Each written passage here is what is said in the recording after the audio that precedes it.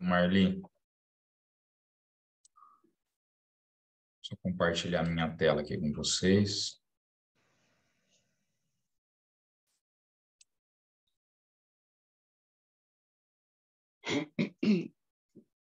Vocês já estão enxergando a minha tela? Sim. Sim. Bom, pessoal, o tema dessa apresentação aqui, ele saiu, na verdade, de uma conversa que eu tive com o seu Alfredo, e em que a gente está estudando, né? Alguns de vocês acompanham aí o nosso grupo de terça-feira. A gente está estudando lá o livro Missionários da Luz, e esse é um assunto que aparece nesse livro de uma maneira bastante importante. Então, eu pensei em a gente fazer uma fala sobre ele, para que a gente possa entender um pouco o que a doutrina nos ensina a respeito do que nós somos, né, e daquilo que nós herdamos. E propositalmente o tema dessa aula é herdeiros de nós mesmos, né, para justamente mostrar que aquilo que nós somos hoje é a herança de tudo aquilo que nós fizemos no passado, né, e o que nós seremos no futuro será a herança daquilo que estaremos fazendo hoje. Quando a gente pensa, né, em herança, a gente consegue identificar dois tipos de herança, né? A herança que a gente chama de biológica, que é aquela que se refere ao nosso corpo físico, né? A esse veículo que a gente se utiliza durante a nossa encarnação. E nós temos também a chamada herança espiritual, que são as nossas experiências, o conteúdo o qual nós armazenamos dentro de nós, né? Na nossa intimidade.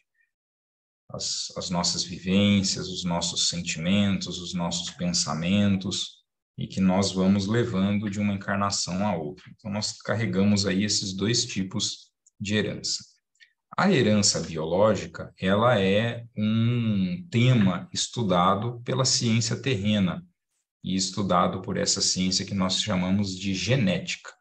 Então, a genética, ela estuda a transmissão desses caracteres biológicos de uma pessoa para outra. Então, as características que definem a forma do indivíduo. Então, por exemplo, a sua estatura, a sua cor de pele, cor dos olhos, cor do cabelo, o jeito que é o cabelo, as características, né, que se formam aí os nossos órgãos. Então, tudo isso, todas essas características que vão compor o nosso corpo físico, eles são transmitidos aí, são esses caracteres, e é um objeto de estudo da genética. A genética, ela é uma ciência que começou com esse padre agostiniano chamado Gregor Mendel, que viveu aí no século XIX, então no mesmo século de Kardec, e ele foi um indivíduo que, na verdade, quando a gente estuda a biografia do Mendel, né, a gente vai ver que ele não tinha desejo de ser padre, não era a pretensão dele, mas ele gostaria muito de ser um professor, um cientista, e na época, como a sua família era uma família bastante humilde, eles não tinham muitas condições, a única forma que ele encontrou de poder seguir uma vida como professor, como cientista, foi se tornando padre, porque participando, né, fazendo parte da igreja, ele teria a oportunidade de estudar.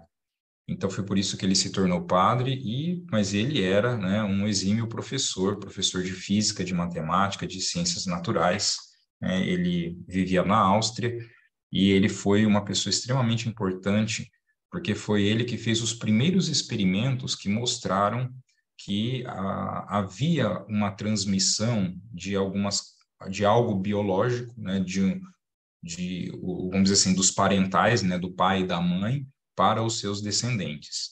E nesse nosso slide aqui tem uma foto de uma ervilha, né, porque os seus experimentos foram feitos com ervilhas. Então, ele fazia cruzamentos de ervilhas e verificava quais as características que eram transmitidas para as ervilhas descendentes, para as que se formavam a partir daquele cruzamento que ele fazia. Então, com isso, ele conseguiu demonstrar uma série de leis que regem aí a transmissão genética.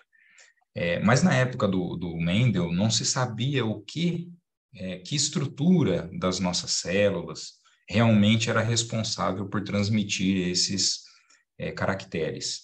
Isso só foi realmente ser descoberto no século XX, quando então foi identificado essa estrutura que é o chamado DNA, o ácido desoxirribonucleico, né, que é uma estrutura que está no núcleo das nossas células e que foi descoberto então que é nele que contém as informações genéticas que são transmitidas entre as gerações. A estrutura do DNA ela foi descrita em 1953 por essa dupla aqui, ó, James Watson e Francis Crick, que vocês podem ver aqui na foto, né, em que eles demonstraram essa estrutura que a gente chama de dupla hélice, né, que é uma estrutura, são duas fitas que estão torcidas, né, uma com a outra, compondo então o que forma o nosso DNA.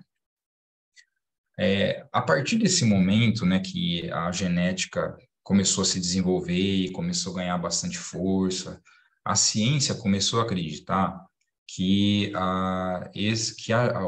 vamos dizer assim, o conteúdo genético de um indivíduo, ele poderia definir tudo o que nós somos na nossa vida. Não apenas as nossas características físicas, mas os nossos comportamentos, a nossa personalidade, que a ocorrência das nossas doenças também estaria vinculada totalmente ao fator genético, né? E que a participação externa, ou seja, de causas externas, seria muito pequena sobre sobre a nossa carga genética. E isso passou, então, a ser conhecido como determinismo genético, ou seja, geneticamente a gente conseguiria saber tudo do indivíduo. Então, esse foi um conceito que surgiu principalmente ali na década de 70, esse conceito ele se tornou muito forte, e a partir disso, então, os cientistas pensaram que a gente deveria, então, conseguir decifrar todo o DNA humano. O DNA, nossa, ele é uma estrutura bastante longa, né, bastante complexa, que né, se imaginava na época que tinha uma quantidade enorme de genes e que então cada gene, o que é o gene? O gene é um pedaço do DNA, né, uma parte do DNA, né, ele vamos dizer assim, ele é dividido em partes que são os chamados genes, né? Então, que a gente, conhecendo os nossos genes, a gente conseguiria ter o controle completo daquilo que nós somos, né, da nossa vida, daquilo que acontece conosco. Então, em 1989, foi elaborado o projeto Genoma Humano, que era um projeto que tinha como pretensão decifrar todo o nosso DNA. Então, ele foi comandado pelo James Watson, aquele mesmo, né, que é lá da descoberta do DNA, e o Francis Collins. Ele foi comandado, né, foi um estudo comandado pelos norte-americanos, né, foi o Instituto Nacional de Saúde dos Estados Unidos, Departamento de Energia e o Celera Genomics que fizeram isso. E o que eles esperavam? Eles estimavam, com esse estudo, que a gente deveria ter cerca de 120 mil genes no nosso DNA. Por que eles estimavam isso?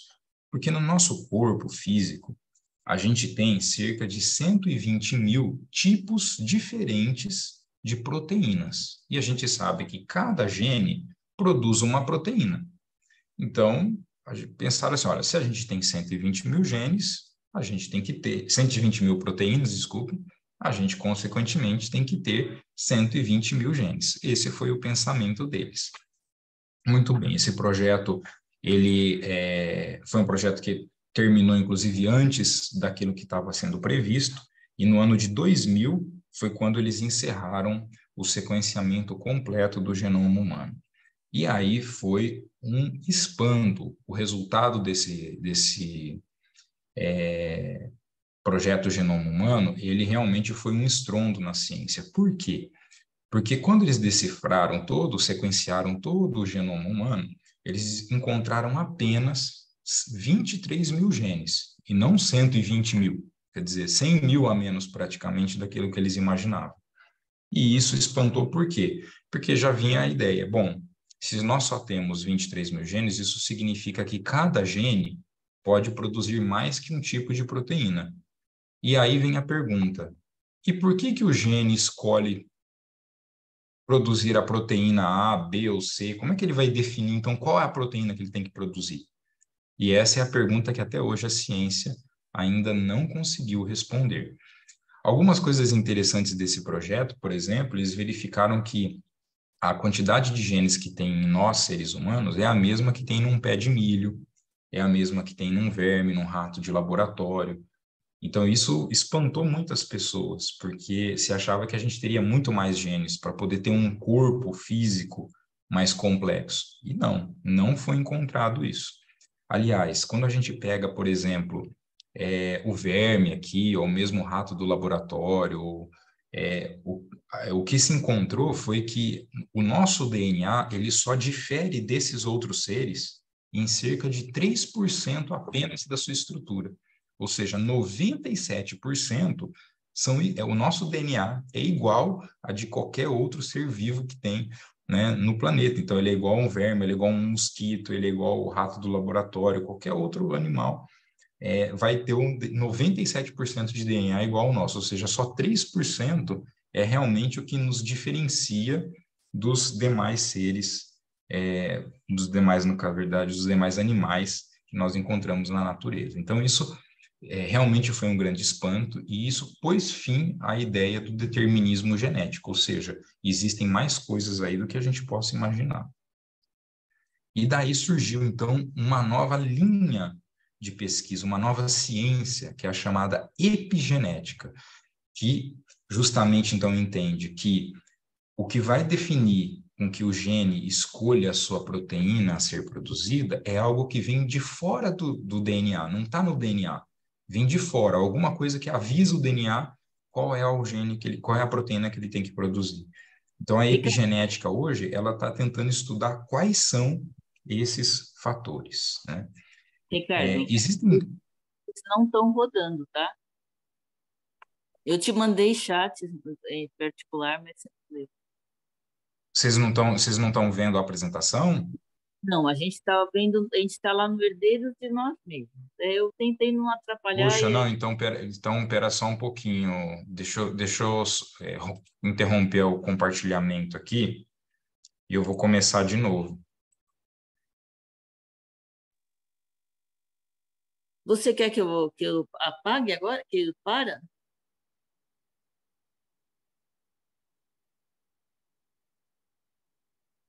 Pera só um pouquinho.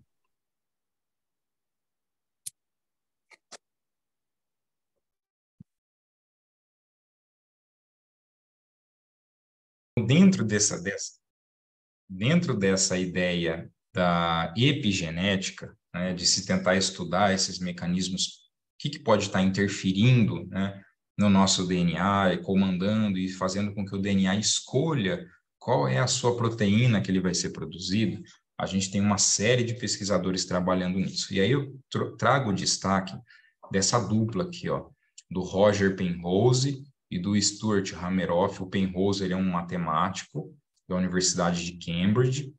O Stuart Hameroff é um anestesiologista norte-americano. E eles publicaram um estudo em 2011, veja que não é nada nem muito recente, isso já vem sendo estudado há vários anos, né, em que eles avaliam um mecanismo pelo qual a nossa consciência ela se transmite para o corpo físico dentro das nossas células e vai lá estimular o nosso DNA e definir qual é a proteína que está sendo sintetizada pelo nosso DNA, qual é a proteína que o gene vai escolher a produzir. Então, a gente tem hoje vários estudos caminhando nesse sentido. A gente tem um experimento que foi feito por militares norte-americanos, que eu sempre gosto muito de citar, porque é um experimento em que eles quiseram avaliar o quanto que a nossa mente ela pode interferir no nosso DNA. Então, como que eles fizeram esse experimento?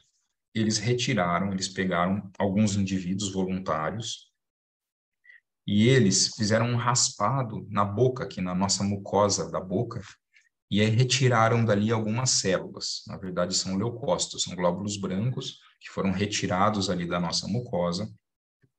Eles retiraram o DNA dessas células e colocaram esse DNA numa plaquinha, todo monitorizado.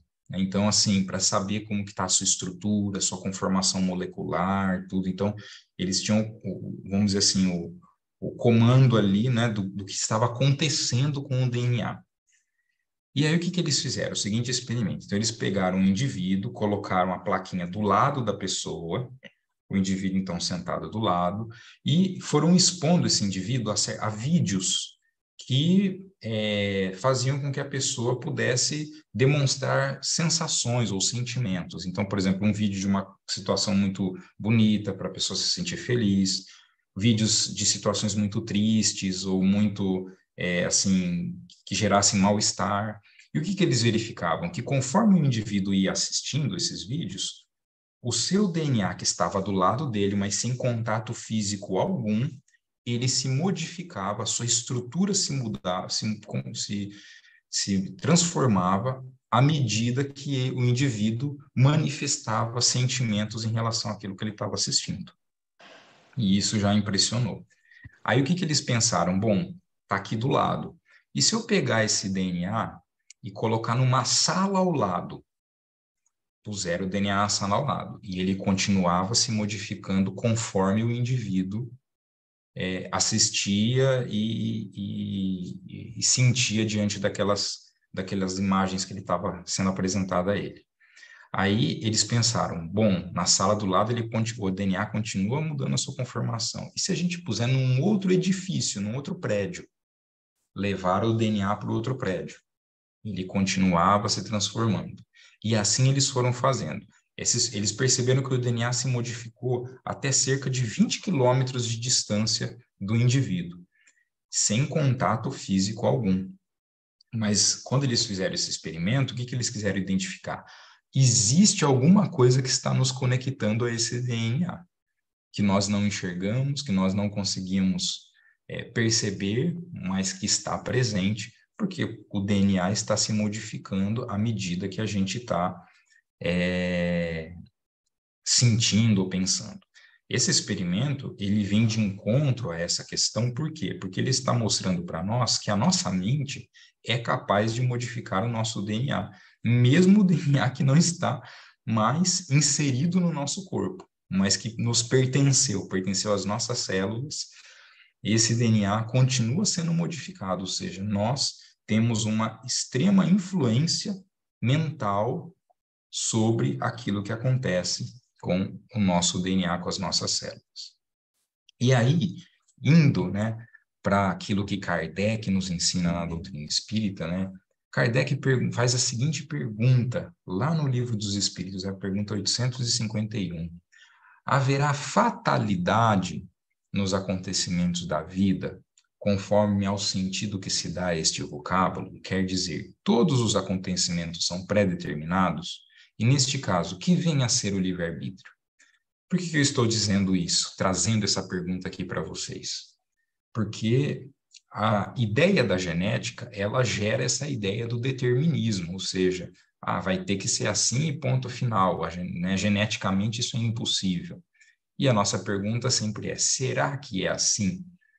Então, trazemos essa pergunta de Kardec para que a gente possa refletir. Realmente existe um determinismo nas nossas vidas? A resposta dos espíritos qual que foi? A fatalidade existe unicamente pela escolha que o espírito fez. Eu grifei esse trecho aí porque ela é extremamente importante. A fatalidade existe unicamente pela escolha que o espírito fez ao encarnar desta ou daquela prova para sofrer. Escolhendo-a, instituiu para si uma espécie de destino, que é a consequência mesma da posição em que vem a achar-se colocado. Falo das provas físicas, pois, pelo que toca às provas morais e às tentações, o espírito, conservando o livre-arbítrio quanto ao bem e ao mal, é sempre senhor de ceder ou de resistir. essa resposta dos espíritos, ela é extremamente importante para a gente entender uma série de fatos que acontecem na nossa vida, entendendo que mesmo aqueles fatos, aquelas condições que na vida parecem que não foram escolhas nossas, né? Ou seja, aquela situação que acontece que nós não tínhamos o menor controle para impedir que elas acontecessem. Ou mesmo condições assim, puxa, nasci com essa condição, com essa característica genética. Isso é uma fatalidade? Quer dizer, o que os espíritos vêm dizer é, não. Ela é uma fatalidade no seguinte sentido, pode ser que neste momento, né, eu não tenha a possibilidade de modificar isso, mas isso faz parte de uma escolha que foi feita, uma escolha que foi feita no processo reencarnatório, nos planos reencarnatórios, e que foi feita mediante as necessidades que cada um de nós temos para a nossa evolução espiritual.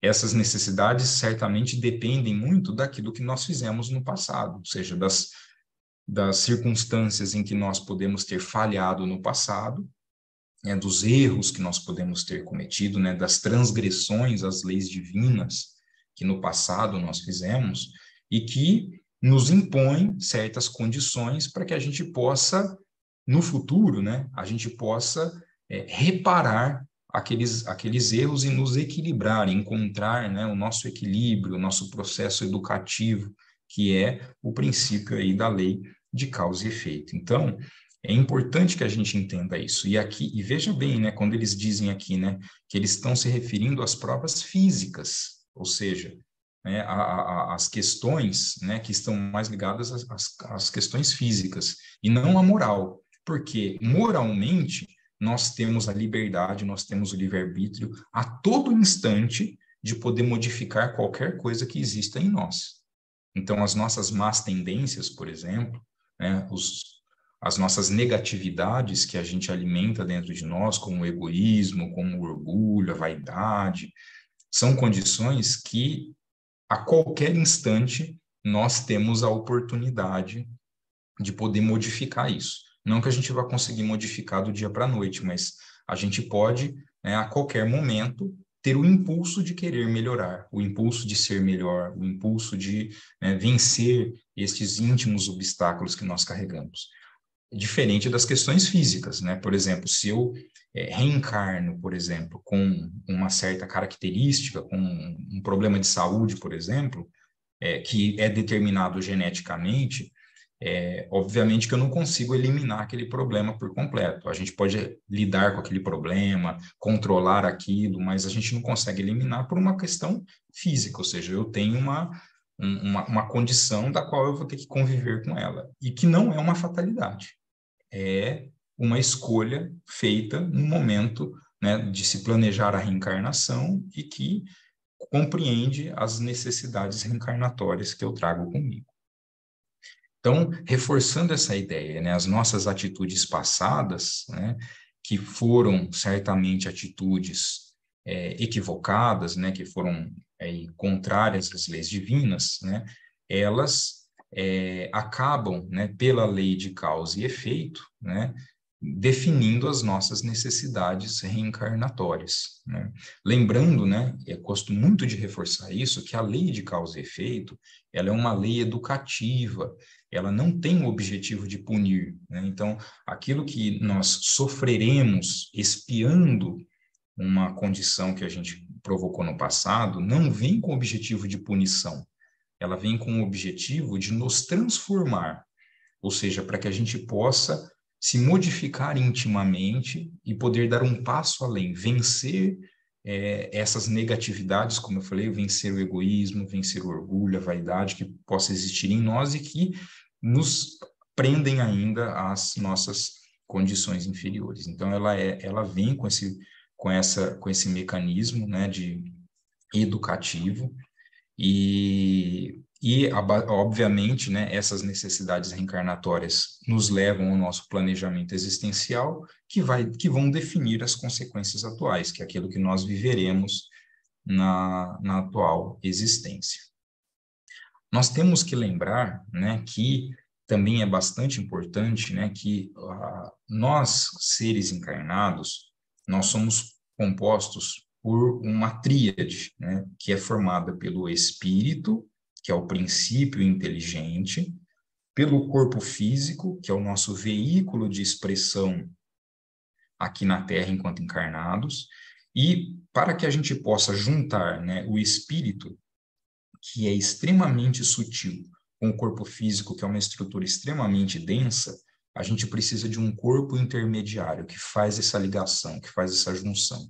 Esse corpo ele é dado pelo perispírito. Isso foi muito bem descrito pelo Kardec, que o ser encarnado ele é composto de espírito, perispírito e corpo físico. Por que isso é muito importante dentro desse tema aqui que a gente está falando?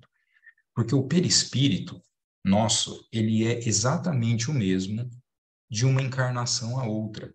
Ou seja, o perispírito ele é uma estrutura que nós adquirimos ele num determinado momento do nosso processo evolutivo, provavelmente por aquilo que André Luiz nos ensina, né, no momento em que nós nos tornamos uma individualidade.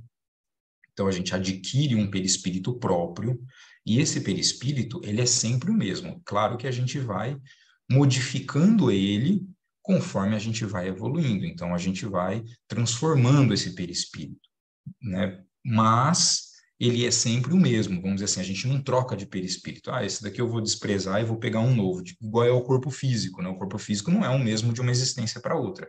A gente troca de corpo. O perispírito não. Ele é o mesmo, que pode ir se modificando, mas é sempre o mesmo. O que significa que esse perispírito ele traz consigo todas as informações do nosso processo de evolução. Então, tudo está impresso nele, tudo está escrito nele. E Kardec já nos ensinou também que esse perispírito, ele serve como um molde. Quando a gente vai reencarnar, ele serve para ajudar a formar aquele corpo físico. Então, ele vai, porque Kardec fala que ele vai se ligando, isso está lá na Gênese, né? Ele vai se ligando molécula a molécula ao nosso corpo físico, para ajudar esse corpo físico a se formar, né? E para que a gente possa ter as condições necessárias aqui para a nossa existência terrena. Então, o perispírito ele é uma estrutura extremamente importante nesse processo. Então, ele vai auxiliar.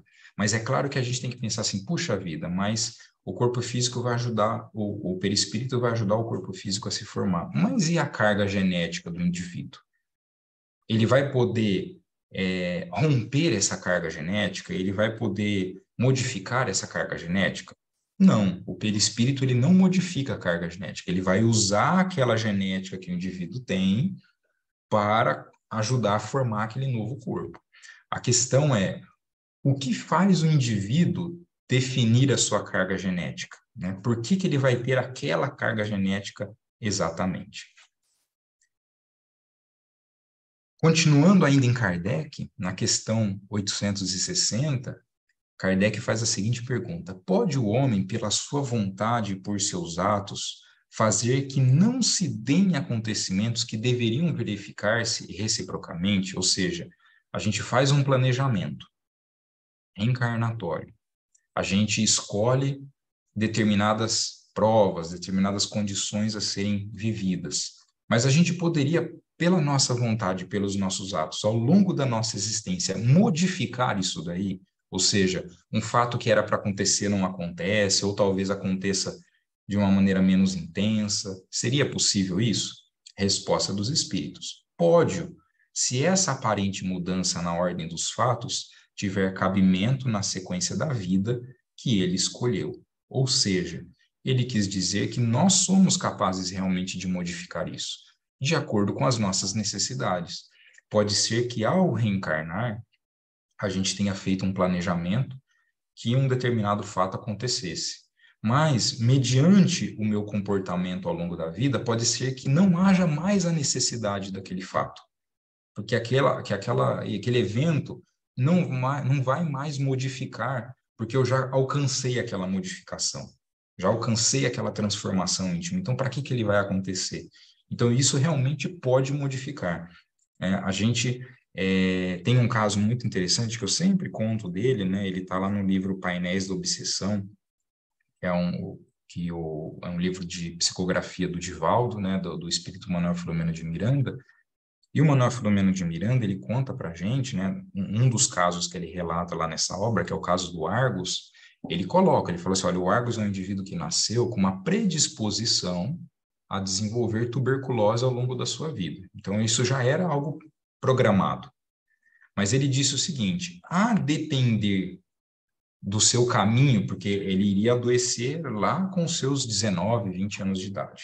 Então, ele falou assim, olha, a depender do seu caminho até essa idade, né, do seu comportamento mental, dos sentimentos que ele vai alimentar, essa doença pode ser uma doença que venha de uma maneira muito leve e que muito pouco vai impactar sobre a sua vida, ou seja, se ele conseguir se modificar ao longo desse tempo, ou se ele continuar do mesmo jeito, né, que era mantendo sempre aquele pensamento de revolta, de pessimismo que ele trazia consigo, aí a doença vai vir uma doença bem forte, vai vir uma doença bastante grave, que foi realmente o que aconteceu, porque ele não conseguiu se transformar nesse caminho, embora tenha tido diversas oportunidades, né, inclusive o próprio conhecimento da doutrina espírita, que lhe permitiria modificar os seus pensamentos, os seus sentimentos, a sua forma de ver a vida, a sua forma de encarar os problemas.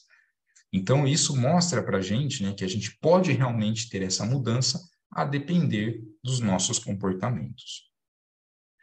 Vejam só, André Luiz fala para nós, lá no livro Ação e Reação, né, essa frase para nós, olha só, a alma humana é uma consciência formada, retratando em si as leis que governam a vida, e por isso já dispõe, até certo ponto, de faculdades com que influir na genética, modificando-lhe a estrutura.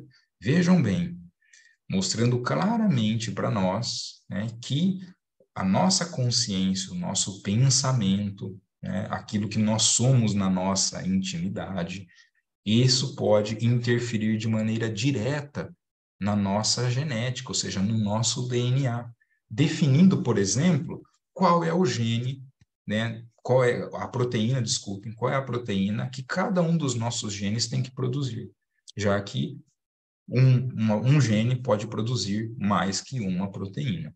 Então, a nossa influência sobre o nosso DNA, ela é direta, e a doutrina espírita vem trazer isso para a gente de uma maneira muito clara. E aí, lá no livro Missionários da Luz, como eu comentei para vocês, que é o livro que nós estamos estudando, na nossa reunião de terça-feira, a gente tem um caso muito interessante, que é o caso do Segismundo, que ele é relatado lá, e em que o André Luiz vai descrever para a gente aos detalhes, né, como que se dá a escolha desse DNA. Porque o que que acontece? O Sigismundo era um indivíduo que no passado havia cometido um assassinato, né, contra o Adelino, havia assassinado o Adelino, havia desvirtuado Raquel, né, que acabou a sua vida na prostituição, e carregava consigo, vamos dizer assim, um sentimento de culpa, né, muito grande por esse mal que ele havia cometido. E ele precisava reencarnar.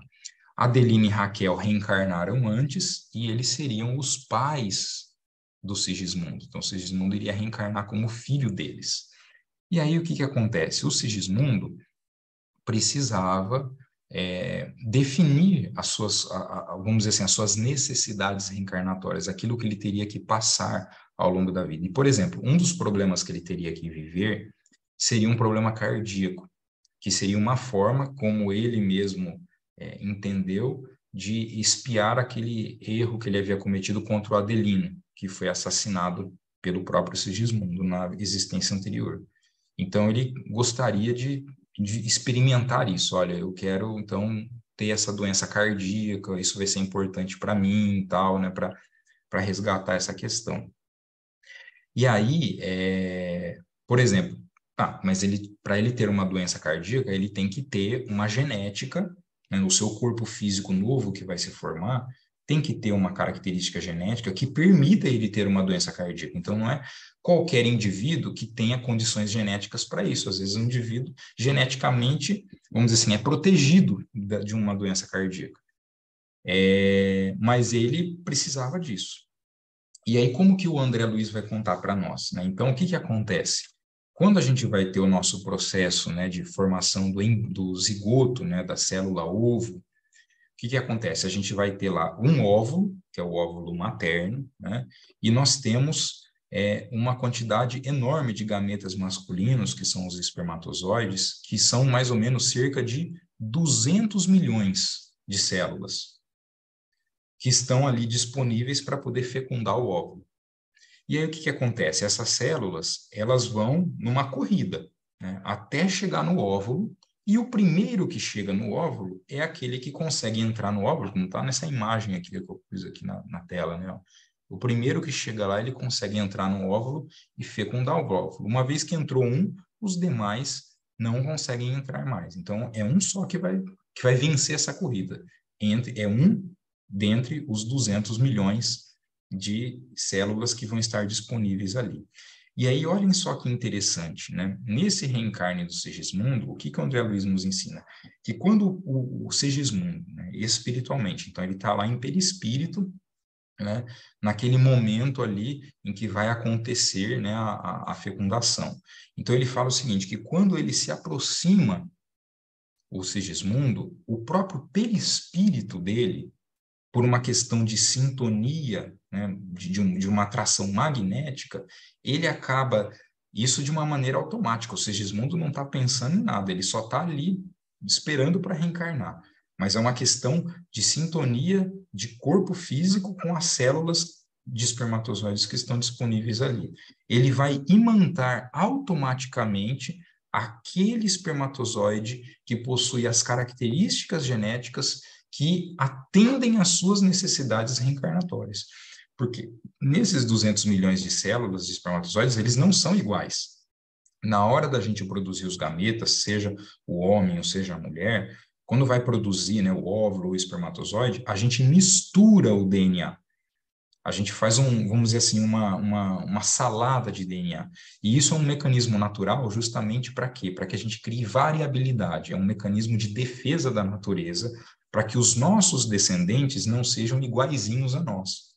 E isso é importante para a evolução, para a própria evolução biológica, né? E para a evolução espiritual, a gente sabe também, é o que o André Luiz vem nos ensinar, que essa variabilidade é importante. Esses 200 milhões, eles não são iguais, então eles são todos diferentes uns dos outros. E você fala, mas qual é o que é melhor? Então, ao aproximar o perispírito do reencarnante, ele já vai se vincular àquele espermatozoide que atende a sua necessidade reencarnatória, esse espermatozoide vai ser imantado e, com isso, ele consegue vencer a corrida dos demais e chegar primeiro no óvulo e fecundar aquele óvulo. Vejam como isso é uma coisa magnífica, como esse fenômeno é um fenômeno magnífico que acontece na natureza. Como que a evolução, né, e graças aí aos grandes construtores da espiritualidade maior que ajudaram a coordenar a formação desse planeta, conseguiram coordenar para que a vida caminhasse dessa forma e a gente pudesse, né, através de todas essas estruturas, né, garantir que as nossas necessidades reencarnatórias sejam atendidas, né, mediante todas as regras e as leis que regem a natureza. Além do próprio reencarnante, né? Olhem só o que o André Luiz fala para nós. Ó. A forma física futura de nosso amigo Segismundo dependerá dos cromossomos paternos e maternos, ou seja, do DNA do pai e da mãe, que é o que vai se juntar ali, certo? No embrião. Adicione, porém, o fator primordial, e aí, olha só o que ele põe, ó, a influência dos moldes mentais de Raquel, que é a mãe, ou seja, a influência dos moldes mentais da mãe é extremamente importante também para ajudar a formar aquele corpo. Por isso que é muito importante, durante a gestação, a mãe realmente, vamos dizer assim, se recolher mentalmente diante daquele processo que está acontecendo, né? Numa mentalização positiva, né? Numa mentalização de aceitação, de acolhimento daquele espírito que vai reencarnar, porque isso vai ser muito importante para que ele possa se desenvolver de uma maneira adequada. A atuação do próprio interessado, ou seja, o próprio espírito que está reencarnando, que vai ter essa participação, como a gente já até colocou aqui. Aí ele põe, ó, o concurso dos espíritos construtores, que agirão como funcionários da natureza divina, né? Invisíveis ao olhar terrestre. O que esses construtores, ou seja, que são aqueles espíritos que estão atuando diretamente na reencarnação, no fenômeno da reencarnação, eles também vão ajudar o Sigismundo a imantar aquele espermatozoide que melhor atende às suas características. Então, eles também participam dessa escolha, né, auxiliando esse processo e também depois com a própria formação do seu corpo físico. E ainda ele receberia, olha só, o auxílio afetuoso de entidades amigas, ou seja, espíritos amigos, que também se achegariam próximo ali a Raquel e que estariam também, através da prece, através da magnetização, também auxiliando o Sigismundo a formar aquele novo corpo que seria o seu veículo de expressão na existência que ele teria, né? Ó, que visitarão constantemente o reencarnante nos meses de formação do novo corpo. E aí, o que o Alexandre fala aqui para o André Luiz, né? E poderá fazer uma ideia do que vem a ser o templo físico que ele possuirá. Ou seja, olhem quantos fatores estão envolvidos, né, nesse processo. Quantas coisas vão definir, né, aquilo que nós seremos. Mas é para mostrar a todos nós a complexidade que é isso. E, acima de tudo, né, o quanto que aquilo que nós trazemos conosco, né, aquilo que nós sentimos, os pensamentos que nós temos, os sentimentos que nós carregamos conosco, serão essenciais na determinação daquilo que nós seremos, né? Então, certamente, a gente pode dizer, né, que a herança espiritual é fruto de nossas experiências anteriores, né? Kardec, inclusive, faz essa pergunta lá no Livro dos Espíritos, né? Frequentemente, os pais transmitem aos filhos a parecença física, ou seja, as características biológicas. Transmitirão também alguma parecença moral? Resposta dos espíritos é não. Que diferentes são as almas ou espíritos de uns e outros. O corpo deriva do corpo, mas o espírito não procede do espírito. Entre os descendentes das raças, apenas há consanguinidade, ou seja, só biologicamente os pais realmente vão transmitir alguma coisa para os filhos. A carga espiritual, ela vem daquilo que nós trazemos do passado. O que os pais terão um papel extremamente importante, aí será no processo de educação, o processo aí de formação do indivíduo, mas aí não física, né, mas de educar aquele indivíduo, de auxiliar com que aquele espírito que está reencarnando possa desenvolver uma personalidade na presente existência da melhor forma possível, né? Uma personalidade que possa ser, por exemplo, voltada para o bem, né, para o amor, para a simplicidade, para a humildade, né, para as virtudes que Jesus nos ensinou, que ensinem, né, esses espíritos a construírem dentro de si essas virtudes. Então, o processo de educação, aí sim, cabe, né, completamente aí a responsabilidade dos pais. Ainda André Luiz vem falar para a gente, né, que através dos bióforos, né, ou que ele chama também de unidades de força psicossomática, né, que atuam no citoplasma, que é uma parte da nossa célula, projetando sobre as células e, consequentemente, sobre o corpo, os estados da mente, que estará enobrecendo ou agravando a própria situação de acordo com sua escolha do bem ou do mal.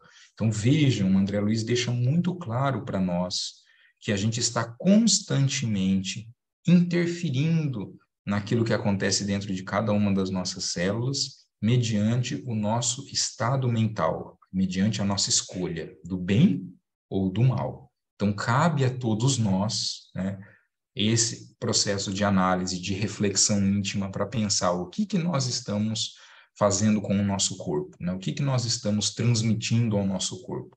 Quais são os pensamentos que no dia a dia a gente está alimentando e está levando ao nosso corpo para que ele possa nos servir enquanto encarnados para as nossas necessidades reencarnatórias.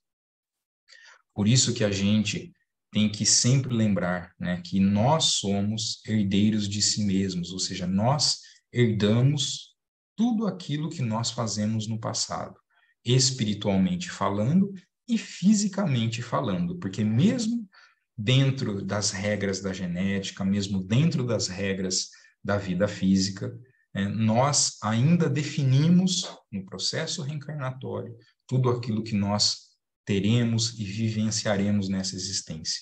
Lembrando que a qualquer momento nós temos a capacidade de modificar o nosso caminho quando nós procuramos adotar, né, um novo comportamento, uma nova perspectiva, principalmente aí seguindo, né, os ensinamentos que nosso Mestre Jesus deixou para todos nós.